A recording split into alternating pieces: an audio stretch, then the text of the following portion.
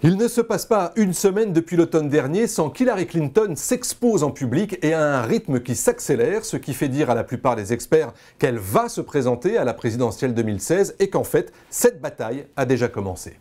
Naturellement, Hillary Clinton n'a pas affiché ses intentions, mais elle se conduit comme si c'était le cas. Selon Time Magazine, son ambition du moment vise à rendre impossible toute candidature rivale au sein du Parti démocrate. Elle a retenu la leçon de 2008 et la montée en puissance implacable d'un certain Barack Obama, ce qui explique l'apparition récente de plusieurs comités de soutien qui commencent déjà à récolter des fonds. Elle s'exprime également presque chaque mois devant des assemblées socio-professionnelles pour parler des grands problèmes de l'économie et des thèmes de société. L'été prochain, elle publiera un livre de mémoires et de projets très attendus et tout le monde a compris qu'à l'approche des élections de mi-mandat au Congrès en novembre ou dans la foulée de ce scrutin, elle se présentera à la Maison-Blanche. Naturellement, cette candidature peut rencontrer un certain nombre d'obstacles ou de mauvaises surprises. Hillary Clinton veut se présenter si elle est assurée d'être élue et non pas comme si la présidence lui était due, ce qui lui avait joué de mauvais tours en 2008, on s'en souvient. Certains mettent en avant sa santé, elle a été victime d'une commotion cérébrale l'an dernier et elle aura 67 ans en octobre prochain.